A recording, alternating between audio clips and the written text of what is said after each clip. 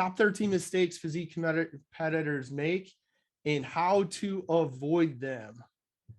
Overview. So who's this for? This is going to be for everybody from that first time, never competed before, potential competitor, right down to that competitor that stepped on stage a number of times, maybe done fairly well, maybe even won and earned his or her pro card. So there is something in this for everybody. So don't feel like maybe you're too advanced or you're too new to the sport. There is something that everybody can take away, apply to their next event. Top 13 mistakes. These are the most common things I see competitors kind of missing the boat on. We're going to talk about what they are, how to avoid them. There will be an amazing offer at the end of this. Yes, it's a shameless plug. And then some Q&A. If you guys have feedback, commentary while this is going and you are watching live, feel free to throw that up in the chat. And as long as I can manage two things at once, and I believe I can, I am happy to answer the question. All right, so here we go. At the end of this, you're going to know how to avoid some of the more common mistakes. There's about 13 of them within this live webinar, and it's going to allow you to be enabled and empowered and have the tools to be a better competitor the next time out. So here's my story. These pictures have never before been seen on the internet or in print. This is me, my first contest way back in 1999. At that time, I knew nothing about bodybuilding. I'd lost 60 pounds, was finishing an engineering degree, hadn't played sports since the 7th grade, and some friends suggested I enter this contest. Unfortunately, it was 1999, and yes, we had the internet. We had no resources. There were no websites. There were no how-tos. There were no YouTube videos. I found a copy of Arnold's Encyclopedia at a bookstore, for those old enough to remember bookstores.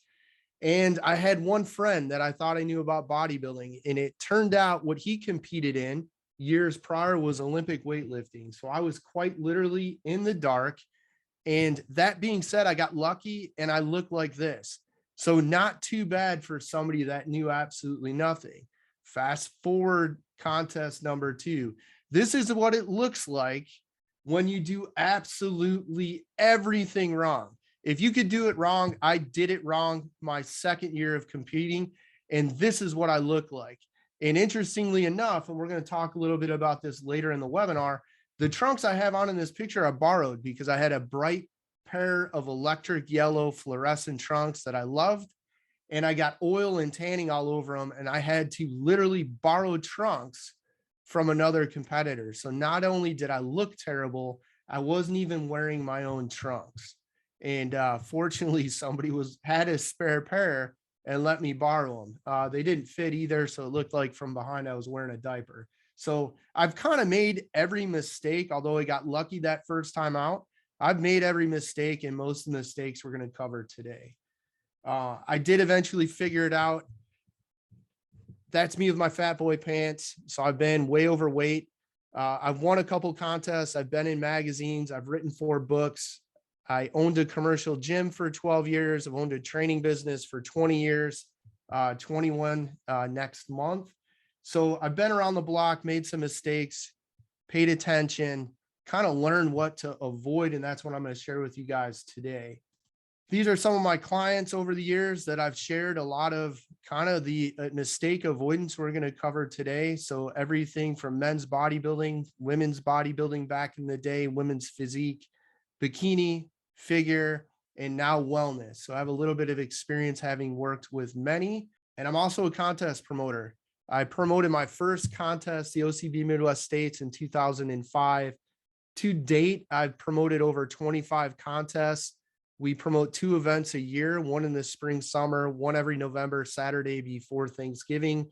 We've probably had north of 1,500 unique competitors cross our stage. So I've seen an awful lot of competitors. I've seen an awful lot of people get things really right. And I've seen many people, unfortunately, just miss the boat and get things really wrong. And those things are tied into the mistakes.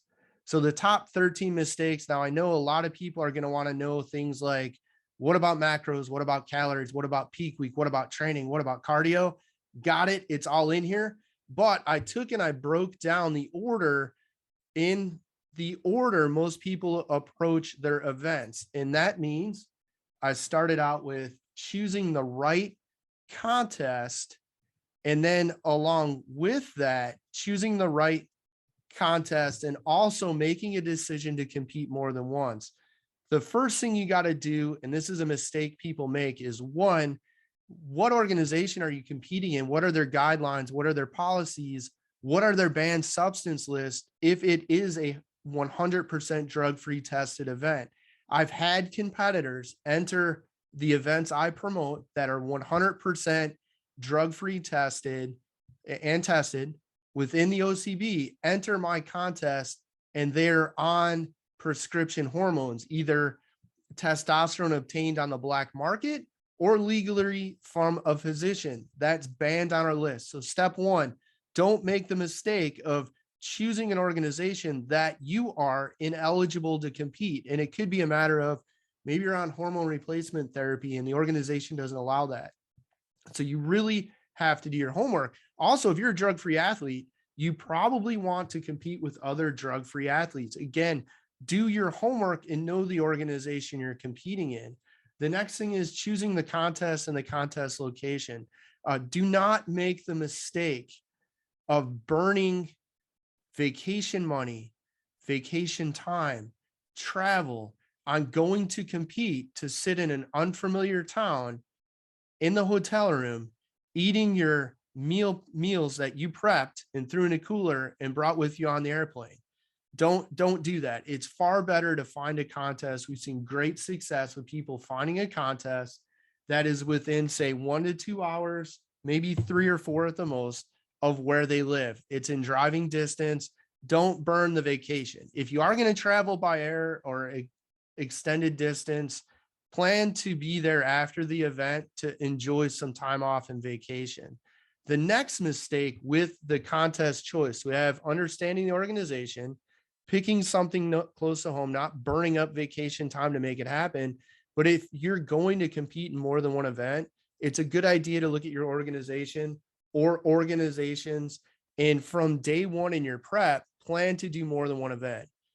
We saw this with a client last year. He never competed before, wanted to compete, chose an event close to him. That's what we recommended. And then literally days before that event, he's like, so I want to do a couple more. Well, that really is something that is best decided and added on the front end. So if you're thinking you're going to do one, pull up the organization's calendar. Now I screen capped the OCB calendar yesterday and take a look at, how close is New Hampshire to this event in New Jersey and where do you live? They're a week apart. That's a good way to pile or stack 2 events up and plan from day one. So understand the organization you're competing in, pick something that is within a car drive to the event. Don't burn your vacation. Go somewhere nice when you can enjoy the food and drink and relaxation vacation brings. And then also plan from day one. If you think you're doing more than one contest, start laying that out from the beginning. Your results will be far better if you do. The next thing, number 2, not allowing adequate time to prep. We see so many competitors step on stage and they have not allowed themselves enough time to actually get ready for the contest. And along with that, now I've promoted over 25 contests, and I can tell you without a doubt, the overwhelming majority of competitors wait till the last minute to enter. The people that enter early are the most committed for the entire prep process. So let that sink in. The sooner you commit, the sooner you're going to get real serious about all of the little things in prep. And I can tell you, unofficial poll, I say this all the time, of competitors that have won their classes, won overalls, and earned their pro cards at my events, is they spend 20 weeks or more getting ready for the event. Now, that's making a huge assumption. If you've never weightlifted before, or you've kind of putzed around and done some fitness classes off and on, not been consistent, never lifted real weight, you're probably going to need more than that 20 weeks. But for those that are already actively in the gym training with weights, 20 weeks is where most of the people, unofficial poll by Ray, that have done my contests and done well, that is around the average time they spent prepping. And remember, progress in regards to the physique stage, bikini, figure, wellness, men's physique, classic, bodybuilding, whatever it might be, you can't rush it. It takes time. So it's better to start early, get committed early, and get going than wait till the last minute, not take your prep seriously, and then try and rush progress. The progress, you just cannot rush it. Mistake number 3, entering the wrong category, one category in one class. This image highlights this. Competitor on the left, figure. Competitor on the right, bikini. If you are a female that is looking to compete and you look like the competitor on the right, you probably should be in bikini, not figure. On the flip side, if you have a physique like the competitor on the left, you should probably be entering figure. Now, and figure and bikini are categories. So category means figure, bikini, bodybuilding, physique, classic physique, wellness, women's physique, etc. Classes would be novice, open, or masters. You want to make sure you enter the right category, which would be, say, using this image, figure or bikini. And then we're going to talk classes in a second. Same deal. Now that wellness has come on board, and why are we offering wellness at our next event? We promote quite simply because our organization posed the question and a few hundred women replied saying they wanted it. So that's why we're offering it. Now, again, when we look at bikini versus wellness, if you look like bikini, genetically, you're predisposed for that. You belong in bikini. If you have a physique like the competitor on the right in all 3 images, you probably want to consider wellness. You make sure you enter the right category for your predisposition genetic. I had a client years ago. She had the genetics for figure. She didn't want to do figure. She wanted to do bikini. So I upfront told her, you will not do well in bikini. You'll probably place 4th or 5th, but you're not going to win. You have a figure physique. So she competed and she got 4th or 5th. I don't remember. A year later, she contacted me about prep. I again reiterated, you belong in figure. She said, no, I want to do bikini. And I pointed out that the judge's notes from a year prior said, great physique for figure. I said, you really should consider moving from bikini to figure. She didn't. And guess what? She duplicated those results. So make sure that you are entering the right category. It's really important. I can give you another example. We had a competitor years back, female first-time competitor. And I remember this because we were still doing paper entry forms. She weighed just over 100 pounds, was barely over 5 feet tall. She was entered in figure. Why she was in figure is beyond me. So Jennifer, your question is, if you're between the two, I would look at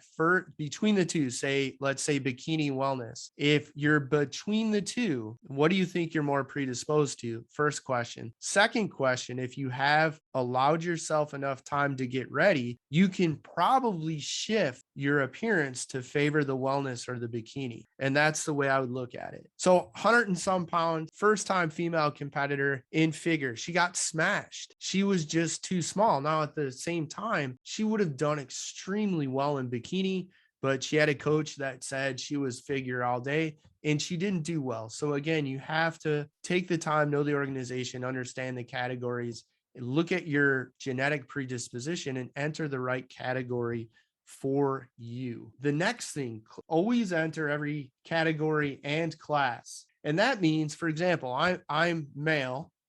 I have competed in bodybuilding. I'm over the age of 40. So if I were going to sign up for a contest, I would enter the men's bodybuilding open and I would cross over men's bodybuilding open and men's bodybuilding masters over 40. And then I would have an entry fee. I would have my polygraph drug test if that's required for the organization. And then I would have a crossover fee and I would do tanning. Okay. I wouldn't do the hair and makeup. Make sure you enter everything you're eligible. If you're over the age of 35 for females in the OCB, for example, you're eligible for masters. Do the masters. If you are over the age of 40 and you're male, you should be in the masters. If you have not won first place in a contest before, you're eligible for novice, you should be a novice.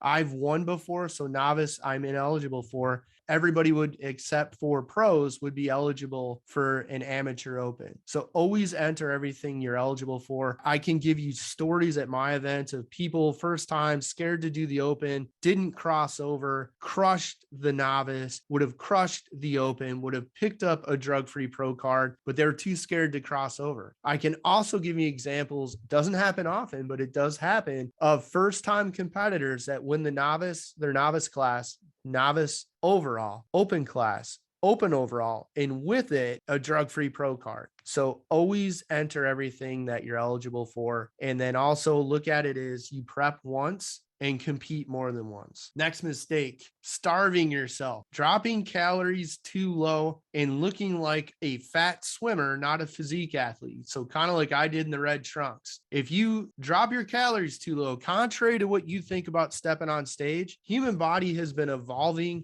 for thousands of years. And that evolution is to survive, not to look lean, toned, sculpted, shredded on stage. And if you drop your calories too low, the body's get rid of muscle, slow metabolism, you're going to start smoothing out and you're going to start losing definition. You're going to feel like a bag of garbage. So don't drop calories too low. Huge mistake. And we're going to talk more about the calorie stuff here. And then again, when we discuss carbs in a minute. For many people, and I'm not going to support this with independently reviewed and funded double-blind data and research. Okay. So I'm going to say that. So if somebody wants to go dig up data and research, I'm not having the argument. I'm here to help most people. Once you get to 8 times body weight in calories, once you start going below that, which for many competitors is around 1,000, 1,200 calories, depending on your size, your calories are probably reaching the point where they're too low. And if you stay at that point for too long, everything will work against you. Okay. So that means instead of looking lean, toned, defined, shredded, whatever term you want to apply, you're going to have the opposite. For many people, that's going to be around 8 times body weight in total calories. Old school rule of thumb. And again, I'm not going to cite any research because I don't have any, but I've got over 20 years in helping people lose weight and get in shape, and having lost over 60 pounds myself and kept it off since the mid 90s. 12 times body weight.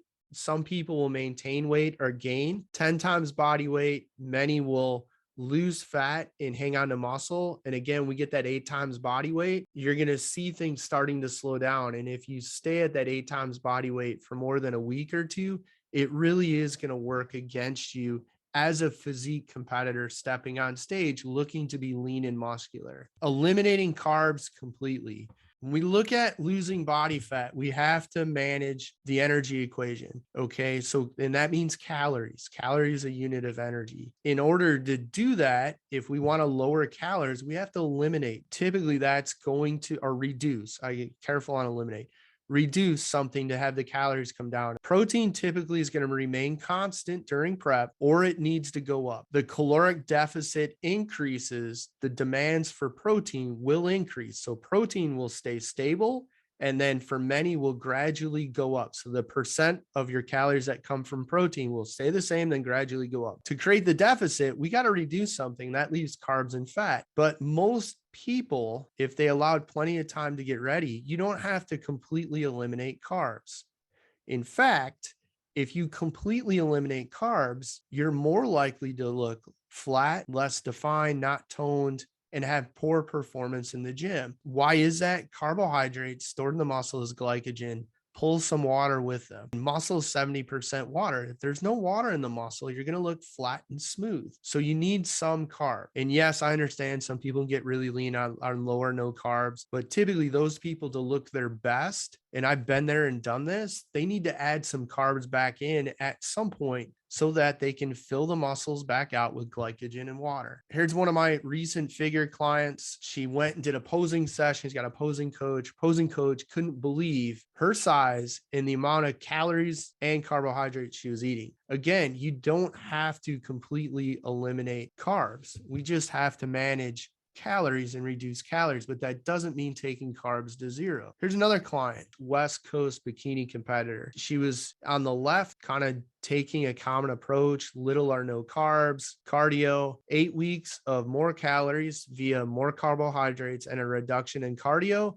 we have the picture on the right. You don't need to completely eliminate carbs, and you definitely don't want to take them too low. But that being said, we do have to manage calories so that we do create a caloric deficit. But that doesn't mean that, you can't have any carbs. You certainly can. Calories should be body weight times 10 or 12. Protein, 1 gram per pound body weight, not one gram per kilo lean mass or any of that stuff. 1 gram per pound. As calories go down, the demands for protein will increase. So typically, as we're going through prep, calories are coming down. Percent of our calories coming from protein will go up, and we will see a decrease in the amount of fat and carbohydrates we're eating. For most people, depending on size, fats can be like 35 to 60 grams a day. And then the balance will be carbs. And this is where things get really individual. Caloric reduction is going to come from carbs and fat most of the time. Now, there are cases where we might lower protein. We just did that with a client. We lowered her protein, we raised total calories, lowered protein, increased the amount of carbs, and left fat stable. That being said, most of the time you're going to see people making that caloric deficit possible by reducing the amount of carb grams and fat grams.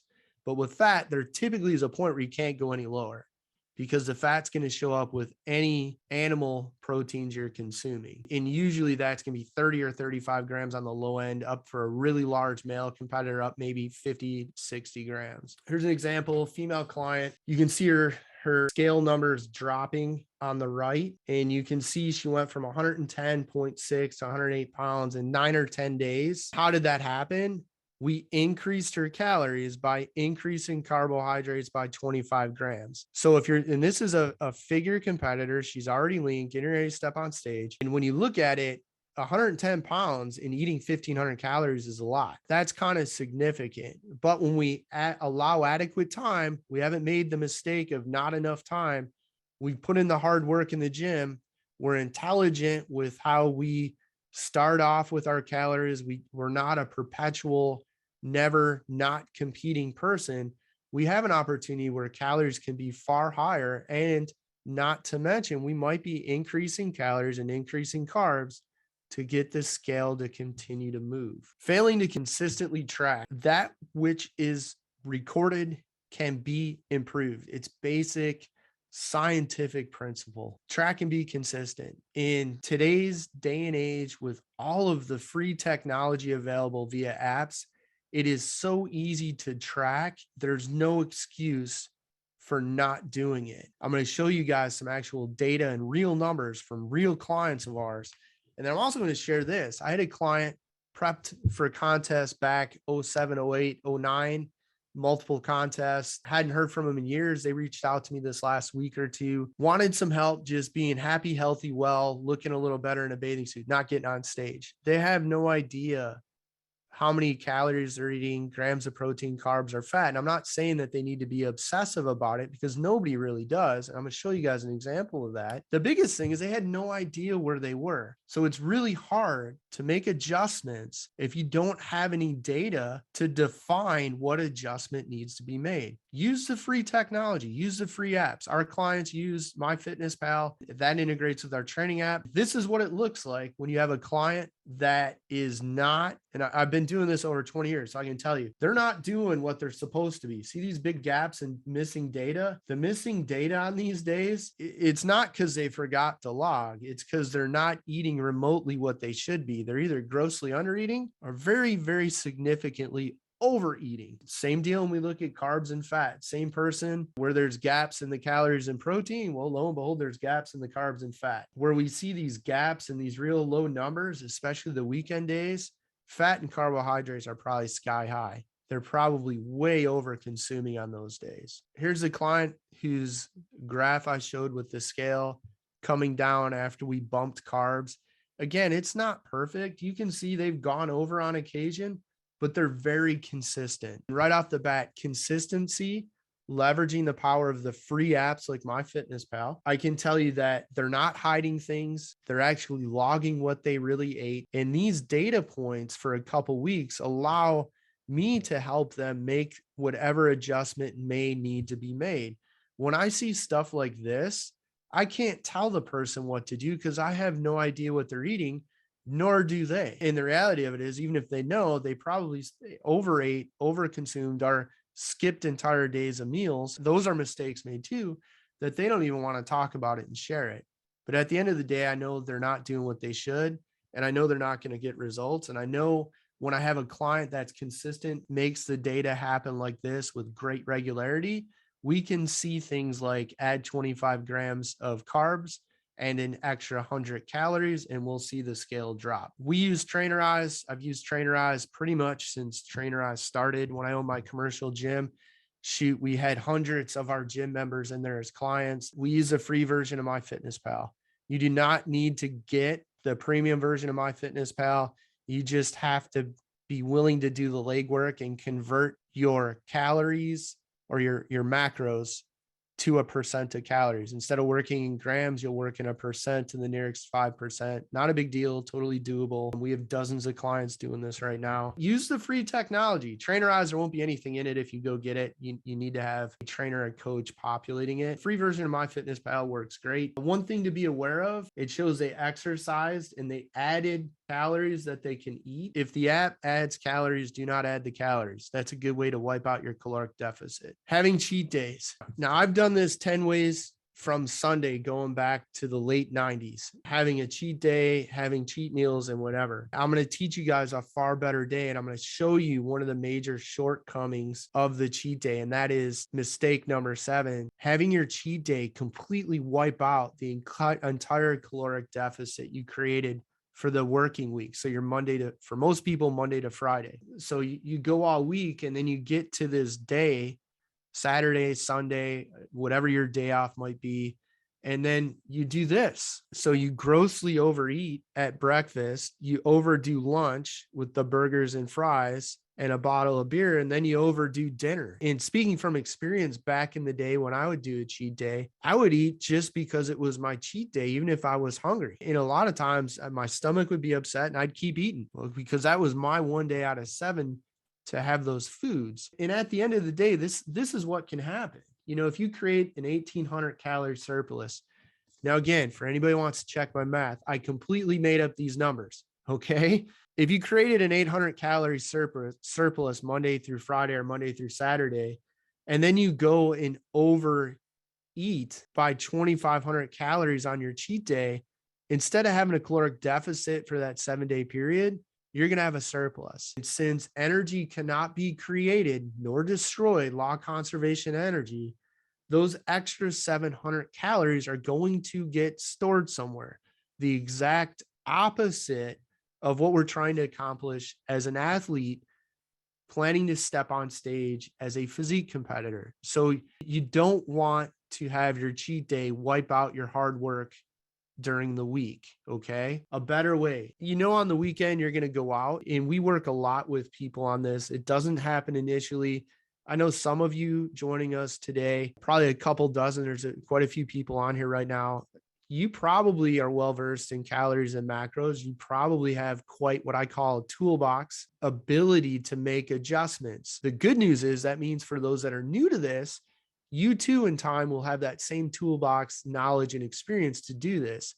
What is this? That means say on Saturday, you're going out to dinner, have smaller meals earlier in the day, reduce your meals earlier in the day, manage your macros and calories so that you can save them up, whatever you want to call it, for that bigger meal. In time, when we've worked with clients, it takes a little while, but we have clients that can go out and have burger, fries, and a couple bottles of light beer, and they'll be real close, like within maybe 5 or 10% of their calories or macros for that day. So think about that. They were able to actually go out, enjoy an evening, enjoy a meal, and not really upset the apple cart. If you remember those graphs, the consistent data for one of our clients where we added calories via 25 more grams of carbs, sure, she had a few days where she went over. Those few days going over won't matter if they're not going over by hundreds of calories. So far better way, instead of the cheat day or cheat meal, have smaller meals early in the day, reduce your number of meals, don't overeat just because it's Saturday or Sunday or it's Friday or whatever it might be. Taking this approach will allow you to enjoy life, It's a much more long-term approach, something that means that if you get lean, you'll be able to stay lean because you'll be able to eat like a normal person, not hauling Tupperware around with chicken breast, broccoli, rice, and all of the other stuff. So again, better ways, small meals, less meals. Don't overeat just because it's your cheat day or it's Saturday or whatever. Number 8, messing with water and electrolytes. Water, and everybody knows this, right? Muscle's 70% water. If you cut water, is it not fair to state that your muscles will look smaller? If you cut water, is it not fair to say that your muscles will appear less defined? Don't mess with your water, especially for the drug-free athletes. Drug-free athletes, you're not taking drugs that cause severe water retention. So you don't need to get rid of the severe water retention. Again, don't mess with water. Your muscles, mostly water. I don't know how to, I can't state this enough. Don't reduce the amount you consume. Full disclosure, red bathing suit pictures where I was a mess, looked like a disaster. 1, I had no energy. 2, I had cramps. 3, I wasn't defined. 4, I looked like I had very little muscle. Well, guess what I did? I loaded water a week out, started cutting water midweek, all the way down to Saturday.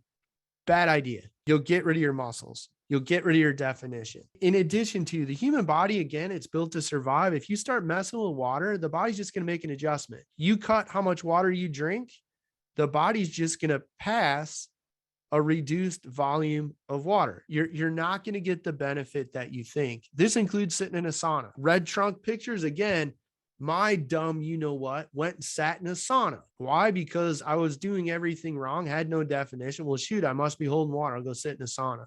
That just made those muscles even smaller. Don't sit in a sauna. You don't need to do that. The next one, these things don't work. And I apologize to anybody that might be on here today that sells them or is using one, but this is fact. This is reality. Waist trainers don't work. You may sweat more in your midsection, which may give you a very short-term appearance of being leaner. But once you consume some water, that tissue is going to rehydrate. The second thing, I'll save y'all some money because some people just refuse to believe that. You can go to Alibaba.com and those same waist trainers you're buying for 20 to 50 bucks from a coach or a trainer online, you can buy them for anywhere from 3 to 10 bucks with a minimum order quantity of 2. Now, I have no idea what the current shipping situation is on the West Coast where most of those products hit our shore. But I'm going to tell you right now, not only do they don't work, but if you insist you want to save some money, Alibaba.com. I don't make a penny from Alibaba.com, but they don't work. The other thing is sodium. If you cut sodium, your body's probably going to reduce potassium. Potassium holds water in the muscle. Guess what's more likely to happen? You're going to cramp.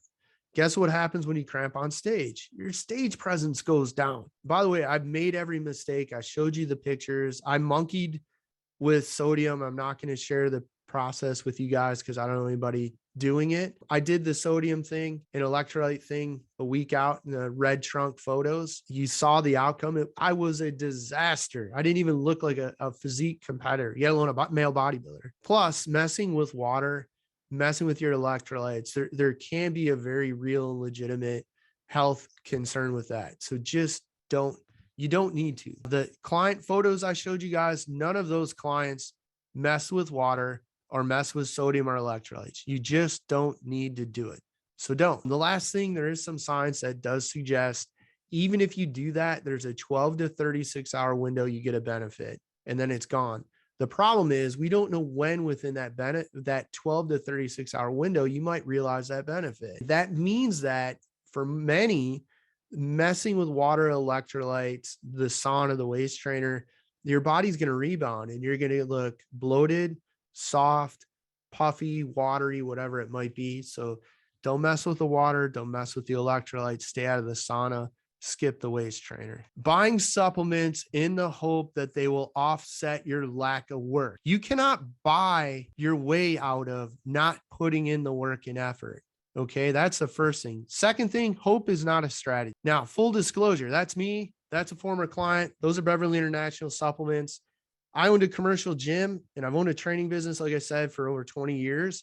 I've sold over 10,000 tubs of Beverly International protein powder out of a brick and mortar, not online. So I've sold a ton of supplements, somewhere north of $1.5 million in supplement revenues over the last 20 years, 12 of which out of my brick and mortar health club. I was happy to sell supplements back when I owned my club. I still sell supplements today. I'm happy to sell supplements, but I'm not happy to tell a client that they are going to make up for the client's shortcomings in regards to doing the work in the gym, doing the work in the kitchen, at the grocery store, at the restaurant.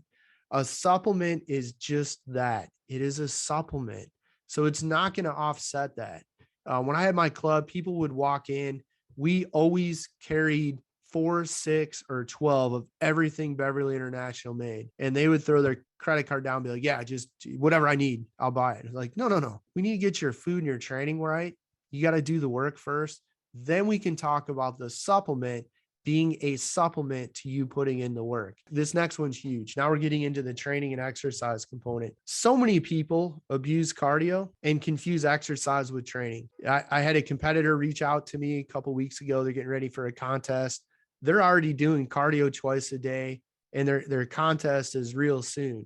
And they asked me, I'm like, well, I can't help you. You're already doing like 2 hours of cardio a day and lifting weights for 40 minutes. There's nowhere to go at that point, but more. Many don't need cardio. Sorry, folks, but you don't. I lost over 60 pounds and I've gotten on stage without cardio. Here's the other thing I'm going to tell you.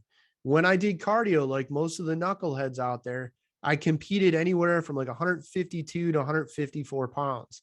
When I didn't do cardio and got on stage, I competed at 166 to 168 pounds. And that was in drug tested contests, some of which where I dropped urine and got labs back. So the urine really went and got analyzed and successfully passed polygraph. So I wasn't on drugs.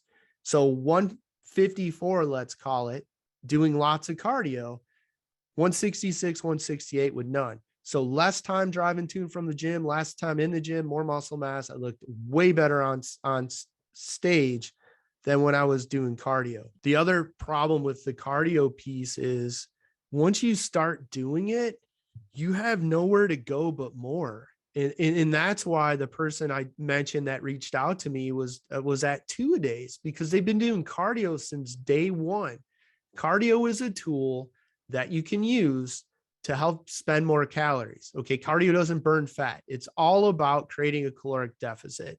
So as the clock's winding down, if we need a greater deficit, we don't want to lower food calories further, we may add some cardio, but it's not a prerequisite. It's not something everybody has to be doing. And again, for the drug-free athletes and competitors, body's built to survive. And if you place too great of a caloric deficit on the body will get rid of muscle. It's by design. We have not evolved to get on stage super lean and shredded.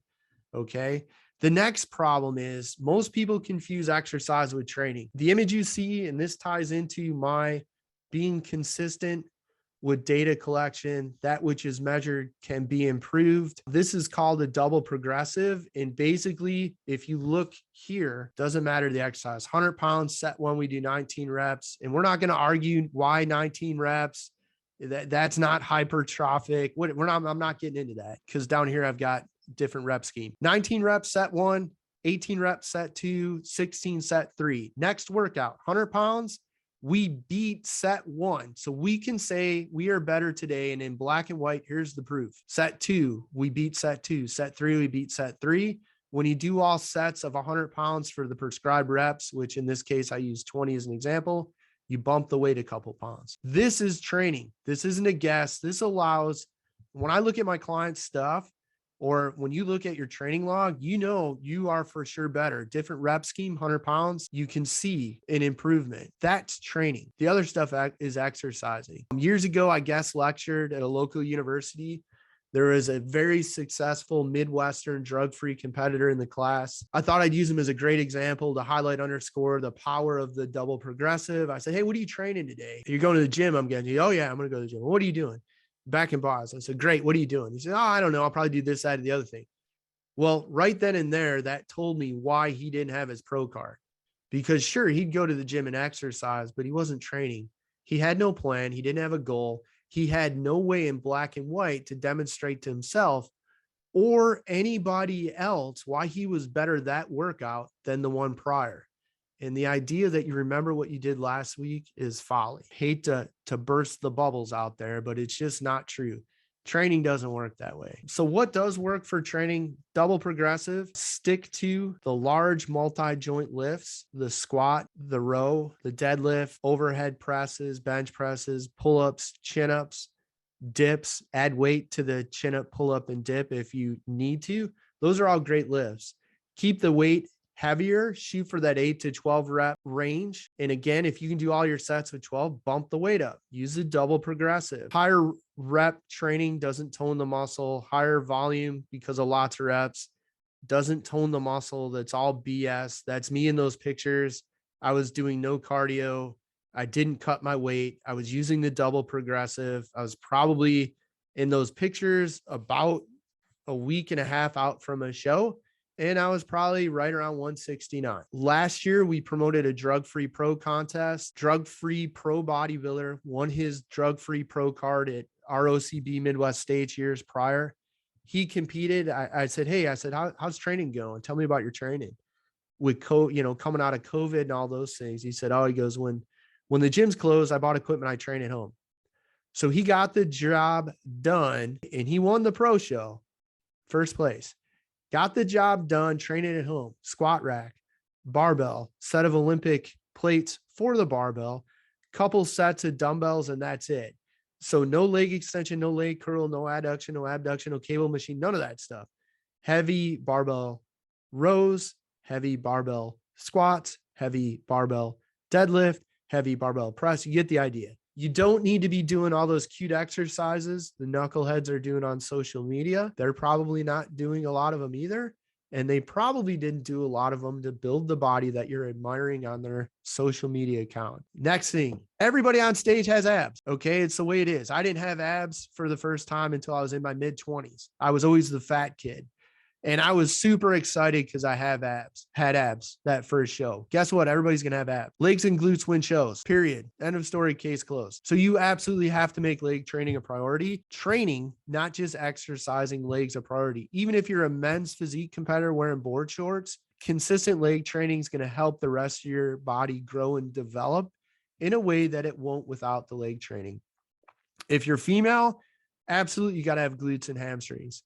If you're male and you're going to step on the male bodybuilding stage, the trunks aren't going to hide fat, saggy, undeveloped posterior chain muscles of the erectors, glutes, and hamstrings.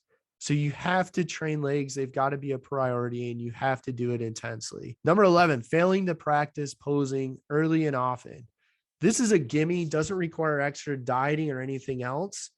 Hardly any extra effort, maybe a little more time, but most people don't do it.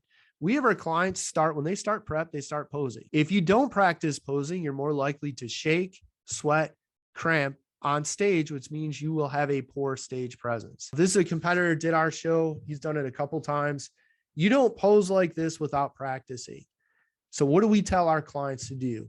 They start posing practice right around when they start prep, unless it's a client we're going to prep for like 10 or 12 months, which happens. Then it's probably going to be 5 or 6 months out. We emphasize posing, but we suggest you treat it like breakfast, lunch, and dinner. Practice it 3 times a day. Hit each of your facings, quarter turn or half turn, hold it for 5 seconds. Then if your category requires poses, hit your poses, hold them for 5 seconds. And then every week, add 5 more seconds and work up to being able to hold everything for 2 to 3 minutes at a time. If you do that and you can hold those poses for say 2 minutes a week out, your facings and your mandatory poses on stage, you're going to be highly unlikely to shake, cramp, sweat, or any of the other stuff. You're going to look good. You're going to look professional, and it's a gimme. It's an easy way to one up your competition. Posing suits that fail, not enough oil, bad tan, things that contribute to how you look on stage. And I already mentioned that picture of me in the red trunks, those were borrowed trunks. If you're going to go with a light colored suit, be very aware of your oil and tan, okay? Because if it gets on there, it's going to look like you had an accident and there's no hiding it on stage. So that's my first comment. The next one, beware of the plastic fasteners that connect the seat bottom from front to back, connects the cups and connects the cup over the shoulder or behind the neck. We've had competitors where it's just like plastic chainmail, so just beads with thread in it. We've had that break on stage. And our clients, when I had my club, I used to have an employee that was pretty good at sewing or at seamstressing, etc. I would have her run a strip of elastic you couldn't see behind those parts of a suit so that we couldn't have a suit failure. The next thing is oil, and I'm not sure how well this is going to show up in the slide being repurposed and presented here, but your oil needs to go all the way up to your suit line. In why? You can see this nice shine or sheen, and then we get here and it goes to matte finish and we start losing definition. Same thing, nice shine and sheen, and then we get to that matte finish. You can see where the oil is on the quads. Same thing, we can see the oil going up, and it's common on the back of the leg, in part because if you have someone helping you, they're not touching this part of you, in part because you can't see this area. But trust me, the oil needs to go up to the suit line. Okay, it's going to change your appearance. In regards to tanning, I recommend you use the tanning service at the show. Why? Because it will be apples to apples. Your color will be like the other people's color on stage. Part number 2, if the people providing that tanning service have been doing it for physique competitors for a long time, like the folks that spray my shows have sprayed like 900 competitors at this point.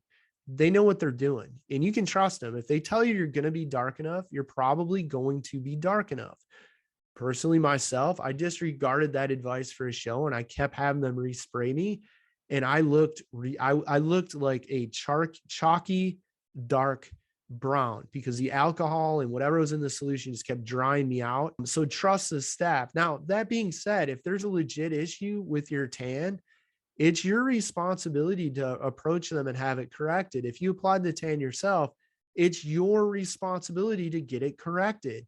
I watched a pro competitor last year bellyache all over social media about their tan. Well, I'm sorry, you're a pro. You should know better. Go get it fixed. Go get it fixed. Follow the tanning instructions. If you're going to use a tanning service, we send something out 7 to 9 days in advance. Do what they tell you. That's going to produce the best outcome. If the tanning service says don't wear deodorant, it'll turn your armpits green. Maybe it won't, but if it does, you're going to have green pits on stage. So follow the advice. Peak week, final week, drastic changes during peak week. Everybody thinks that the last 7 days, I'm going to be able to do everything I couldn't do in the previous 19 or 24 weeks. That's crazy, crazy.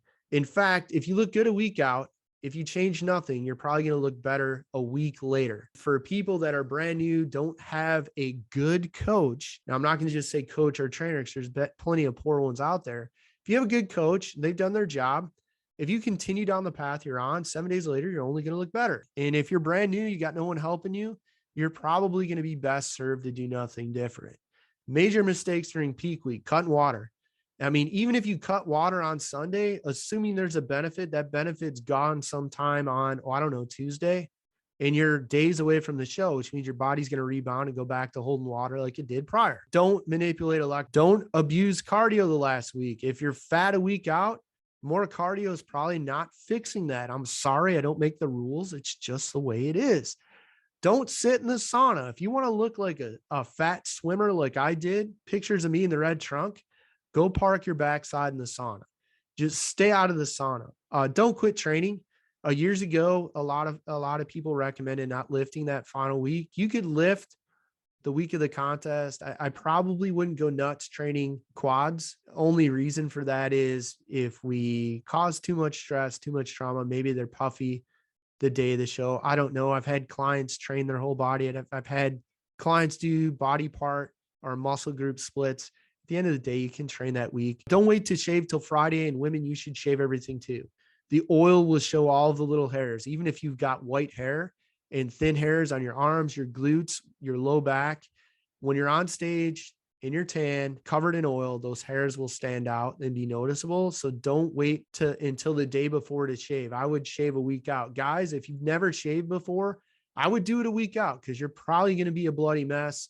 And I would invest in a quality razor. Don't do it with the cheap disposable one. Again, for most people, you're going to be best served to do nothing. Now, I'll throw this out there. It is an individual thing. People that are ready a week out, So they're very lean. They've been doing things the correct way. They've taken an intelligent approach to prep. They've avoided the 13 mistakes we've talked about here. Some of those individuals will do well the final week, increasing carbohydrates. I've had success doing that starting midweek, and I've had better success with clients starting Sunday or Monday, the week going into the show, raising carbohydrates and then lowering them back down to whatever was normal, say 2 weeks out from the show, and then cruising into the contest. But that's something that's terribly individual. It has a lot to do with what you were doing, say, in 10 days out from the show. It has a lot to do with how your body reacts to certain dietary foods. It has a lot to do with how much weight you are on the scale, all of those things. So it's really hard for me to give you a just go and do this and it's going to work for everybody. I wish I could, but it doesn't work that way. So again, for most of you, you're going to be best served to do change nothing. All right. So what does it look like when you don't make the mistakes? From a coaching standpoint, I hear things like this: simplicity at its best from Kane. Ray hits a nail on the head from Brittany. Simple way to change your life. This man's a genius, whatever. The proof's in the pictures. Okay. Chad didn't do any cardio. Kelsey didn't do any cardio. Dina didn't do any cardio. So you get the idea. If we do things right, this is what it looks like. Huge thank you to Ray, who's helped me understand carbs are not my enemy. Lots of laugh. This is after I've been reintroducing carbs into my regular meals, and look at how much she changed. So she got to eat more foods, more total calories and more carbs. Who doesn't want to do that? I'm sure there's a couple people that are like, I'd rather have fat than carbs. I'm not sure I've ever met one, but she was eating more total calories and more carbs, and it changed how she looked for the better. So avoiding these mistakes without question works. We're leading into the Q&A, so bear with me, everybody. For those that are interested, you get our training app for 16 or 20 weeks.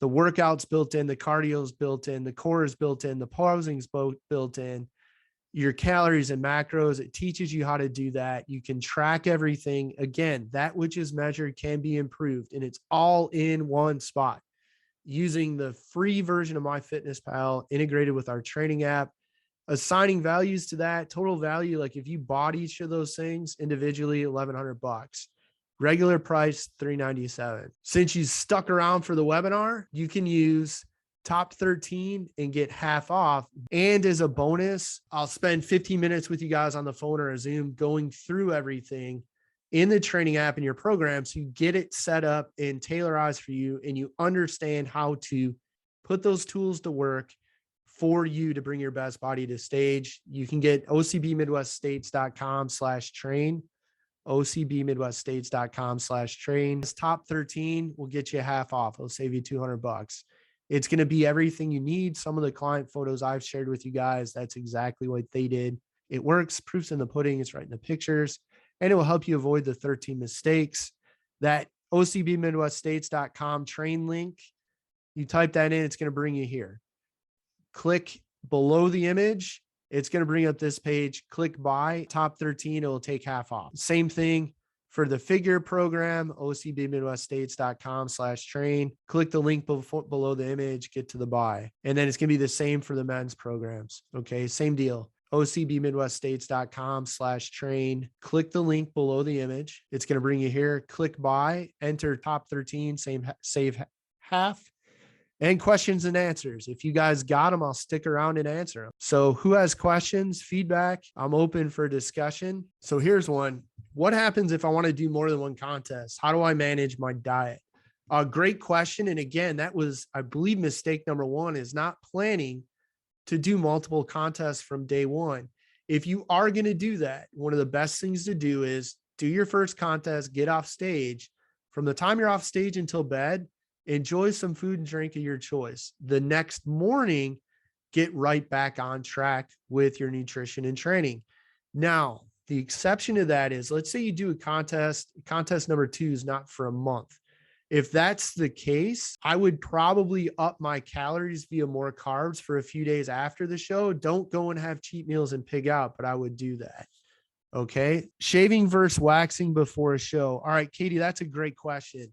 For those, especially for men, because most men have never shaved their legs, right? Unless they're into cycling or swimming. I would probably go with a high-end razor quality shaving cream, and I'd do it early. And I'd probably start off with an electric razor, bringing everything down to a really short hair to be shaved. And I wouldn't do waxing. Now for women, because you guys are probably more accustomed to shaving, more accustomed to waxing, or accustomed to sugaring, if you got a background and you know your skin's not going to get irritated, you know you're not going to end up with razor burn and irritation, I'd say go ahead and continue that and go with it. Working around injuries. So we want to correct injuries and we want to prevent them. Obviously, the last thing you want to do is be halfway through your prep and then have a joint injury dictate what you can and cannot do. So in the case of a shoulder impingement, I would want to spend time getting that corrected. Work with a physical therapist or a chiropractor, somebody skilled, someone in the sports med world that knows how to do that. I would back off on any lifts that aggravate that and focus on the ones that don't. Okay. Now, I'm not sure if you're in bikini or figure, but women don't need to have super large, wide shoulders for bikini or even wellness for that matter, a little more so for figure. So I wouldn't be afraid to stay away from those overhead pressing or lateral movements about the shoulder. And I'd let that heal. The other thing with injuries is, remember, there's no $1 million contract for anybody at the end of the contest. So there's no value in tearing your body up. You're going to ride in that body the rest of your life. You best take care of it. So put the injury management first, put the contest prep behind it. If you have specific questions beyond that, feel free to send me an email or reach out. Ashley, hope to see you again in November. What's my take on carb cycling? You don't need to. We do that on occasion with clients, but usually that's because they won't manage their total calories on a daily basis. But really, if we look at carb cycling, where you have low days and high days, and we apply that over 7 days, and we look at your average caloric intake each day for 7 days, compared to having a moderate amount of carbs every day, you can accomplish the same thing, because at the end of the day, what matters is the total caloric intake. So over that 7-day period, so you don't have to carb cycle. For tanning at OCB contests, I can only speak to the events we promote. Signing up for tanning, the tanning staff for my events, they are my employees. So the same place you sign up for the event, ocbmidweststates.com, you sign up for what about intermittent fasting. I've lost over 60 pounds, have kept it off for over 20 years, and I've never intermittent fasted outside of when I go to sleep every night. At the end of the day, it doesn't matter. Why does intermittent fasting work? It works because it creates a caloric deficit. Now, the human body doesn't know that you didn't consume food after 6 p.m. or you only consume meals from noon to 6. It just will realize how many total calories were consumed during that 24-hour period. And whether that total caloric intake happened over 6 meals, 4 meals, 3 meals, or you fasted and did one giant meal, it's not going to matter. At the end of the day, what matters is the caloric intake over that 24-hour period. Salt bath 24 hours before tanning. I would say that that's going to depend upon who's providing the tanning service. And I would ask them that question. How much weight is given to stage presence? Oh man, this is a good one. So a couple of years ago, we had super close competitors for the overall, okay, in bikini. The 2 women competing for the overall looked amazing. From the back, similar. From the front, one of them had this scowl on her face, looked pissed off and like she hated the world. Well, guess what? She got second overall. So if you look good and you can't present it because you look unhappy, you're not comfortable, you look scared to death, you're not going to do well. In fact, that's why people that cross over from, say, novice to open to masters, you may have competitors flip-flop placing. So they come out the first time, competitor A places better.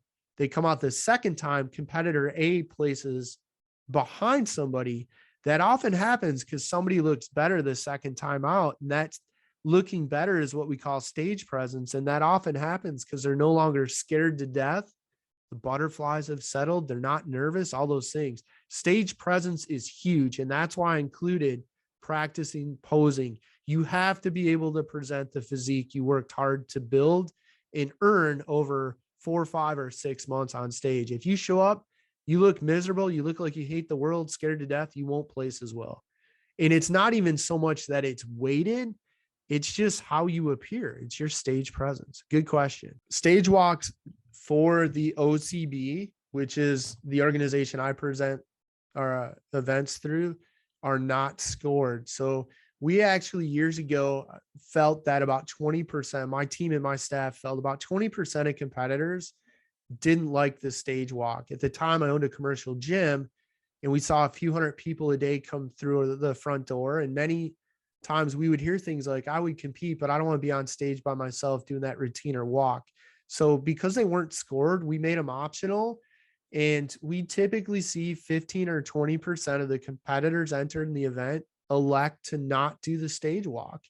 And it doesn't impact the score for our events. Again, this goes back to mistake number one. You got to be familiar with the organization you're competing in. Some organizations years ago did score the routine or stage walk. So you want to make sure that if it's one that it's scored, you put in the time. That's another gimme. Years ago, when I competed in contests where they scored the routine or I prepped clients for it, I would straight up tell them, like, we're going to work hard on this because I know the rest of the competitors will not do the work. And I did throw up the 2 codes. Somebody had messaged me about the discount code, top 13 or half off, OCB Midwest states.com/train. First time competitor recommended up signing for all. Yes, absolutely. If I'm a first time competitor, Brian, I would enter everything I'm eligible for. If the event offers debut, novice, and open, I would enter debut, novice, and open. You'll be glad you did. After the first time you go out on stage, you're going to be more relaxed. You'll feel more confident. Your stage presence will increase. And here's the best part. You get to compete 3 times in one show without having to prep 3 times. And that's huge in and of itself. Additionally, what if you never compete again? Well, there were 3 times to have your chance up on stage. So I would definitely always enter everything you're eligible for. Always. In fact, early on when I was competing, I didn't know that. So I would enter like the open or the novice for fear I'd get crushed in the open. That was a huge mistake. And some older veteran competitors are like, you should always enter everything you're eligible for. So I got a message about shoes for the women for bikini and figure, things of that nature. Check with your organization. For the OCB, it just says a clear heel shoe with a heel. Doesn't necessarily stipulate height or that it's got a platform or things of that nature, just clear shoe. Again, why, question number one, mistake number one, part of that is tied to knowing the organization. So you want to reference the organization's guidelines. Why I don't recommend the sauna again. Most definitely I can go over that because muscle's 70% water and you're going to lose water from pretty much everywhere. If you don't sit in there too long, you haven't cut and restricted water, you're not eating a higher protein diet that's diuretic in nature. Yes, getting a slight sweat, you might look a little more defined, but that's going to be short-lived. And as soon as your body starts to rehydrate, it's going to put that water back. And I know there's plenty of people like, oh, you got to sit in the sauna. I'm telling you, it's a mistake. If you're lean enough, you've done things correctly, you've avoided the 13 mistakes we talked about in this webinar today, you don't need the sauna. In fact, it will work against you. I mean, I showed you guys my picture, like that legit is me after doing the sauna and everything else wrong. The combination was disastrous. For those that don't remember what that looked like, that's the train wreck I got after the sauna, cutting water, lots of cardio, all the other nonsense. Recommended things to do before stepping on stage. I wouldn't pump up my quads. You can lose some definition. So I wouldn't do any leg stuff. I wouldn't lay down on a bench or the floor because I've got tan and I've got oil on. So here, I'll just walk you through it. This is what we tell competitors. Keep your warm-up stuff on. So the morning of the show, no socks, very loose shoes because it'll take the tanning off and your feet will be lighter in color than your ankles and calves. So loose shoes or glides or slides or slippers or whatever, no socks. warm up stuff, want to keep you warm. 2 classes before your 2 go on stage, I'd start looking at pumping up with my warm up stuff on. Push-ups are fine. If there's dumbbells or you have bands, in fact, given COVID restrictions, all of the stuff that's come with that, I'd probably just buy some exercise bands. I do curls, I do overhead presses, I do rows, I do push-ups, and I call it good enough. Maybe some lateral stuff. That's it. I wouldn't lay on my back. I wouldn't do anything for my legs. When the class before me is about to line up and go on stage, I take my warm-ups off, apply my oil so that I'm oiled, ready to go when that class comes off. In regards to food, again, that's an individual thing. Most people, now there's some people that are so nervous they can't eat on contest day. So we'll leave them out. But for most people, you're going to want to eat. You're probably going to want a balance of carbs, cut back on the fibrous vegetables, but probably want some simple carbs, some fat, and some protein. Again, because if you feel like a bag of garbage on stage, it's going to compromise your stage presence. Over-the-counter water pills, should I take them? No. Again, if you've done your work, avoided the 13 mistakes, you probably don't need to mess much with water. And unlike prescription drugs like Lasix, and for you drug-free athletes, you cannot take a prescription diuretic. Okay. It's going to be banned by pretty much every drug-free organization. If you take it, you're ineligible to compete. But the over-the-counter stuff doesn't work like the drug. It's not like drugs. It's not going to selectively pull water. So we're back to that muscle 70% water. Why would you want a smaller muscle on stage? It's going to make you look smoother, flatter, less defined, all of those things. Should someone that wears glasses? I don't think so. I don't think glasses, and if you come out and you've got crazy oversized glasses with some like tricolor, not trifocal, tricolor lenses to where it's going to take away from your physique, I might suggest contacts. But if you just have regular everyday glasses, I don't think it's going to hurt unless it's taking away and distracting from your physique. And we had a guy, I'll give you 2 male competitor examples. One guy, phenomenal physique, jet black hair, jet black beard, much like if you've seen ZZ Top and their beards, the dude had a jet black beard like that. Amazing physique, but you couldn't get past, my God, look at that beard. He looks like he's in ZZ Top. We had another male competitor, male bodybuilder. He had a giant man bun, ponytailed up on the top of his head. He looked like some Japanese samurai warrior. It was so distracting. It was hard to pay attention to his physique. So in regards to your glasses, if they're not going to be a distraction, like those 2 examples I just gave, I would wear the glasses and not worry about it. You're not going to be penalized for not being able to go without glasses or because you didn't put your contacts in. Let's go ahead and wear the glasses. Maurice, I didn't even pay him to say that. So Maurice, many thanks, man. It was great having you be a part of the contest.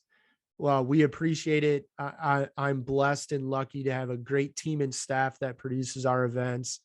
I'm just a guy with some ideas in a spreadsheet, and my team just shows up and executes. So really, your comments right there, I will share with my team, but really that's to their credit. They make it happen. And for those wondering, I do promote 2 contests a year. Fall contest is always the Saturday before Thanksgiving.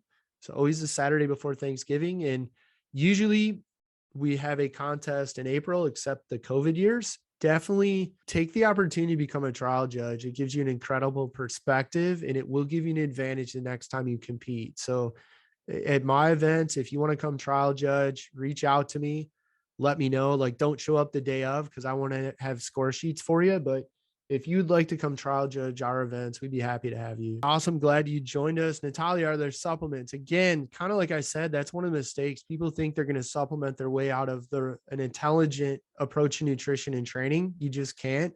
Quality supplements in the right amount. So you have to take a quality product that is in the amount shown in research to produce a result, do work. Suit color is not going to hurt you at all, but you want to make sure that the suit complements your figure and physique. And then you don't want to have, like, you don't want to get oil and tanning on your suit, right? So, I always tell my clients, I'm like, I would go with a darker color. Or if you're insisting on that light color, I would have a backup so you don't end up in the boat I was in. Because I don't know what I would have done if I didn't have someone to borrow trunks from. but the actual color of the suit's not going to hurt you, assuming that you've chosen a color and a cut that complements your physique. And don't break the bank on a suit. So you don't, buying $1,000 suit really isn't going to improve your placing. What improves your placing is having done the work on the front end and prep, and then choosing a suit that complements your physique. My trunks at the high end, I think the most I paid was $39, including shipping. I think they shipped for free. Paying $1,000 for a two-piece suit you can't even swim in makes no sense to me, and it's not going to get you a better placing. Thanks, Gina. I appreciate that comment, and I appreciate the opportunity to work with you. One thing I didn't say in the presentation, and this is a mistake too, good coaches, one, they need to know what they're doing, but typically they have good clients. So it's easy to see a coach whose clients do well, and all of the clients seem to do well. That's typically because they're attracting better clients that do the work. And I know this, like I watched at my club, a lady hire a Chicago suburban coach who I know, and I know she wasn't doing what the coach was saying. She was in my gym 3 hours a day, 2 a day with an hour each of cardio and then about an hour of weights. And I know that coach would never, he doesn't have clients do that. So a lot of times, good results come from a two-way street, good coach, good client, and clients willing to communicate and do the work. So for those of you, if you hire a coach, you need to hire somebody that actually knows what they're doing and is competent, but also you need to understand you got to do the work. You got to follow their direction. Thank you, Diane. I'm glad you're my client. 2 examples today of folks that I've either worked with in the past or currently that make my job easier. There you go. Top 13 mistakes physique competitors make and how to avoid them. Thanks for joining us, everybody. Hope you have a great rest of the day. Best of luck your next time on stage. Hope to see you on maybe our stage some point, spring or fall. At any rate, good luck. Avoid the mistakes. Thanks for tuning in.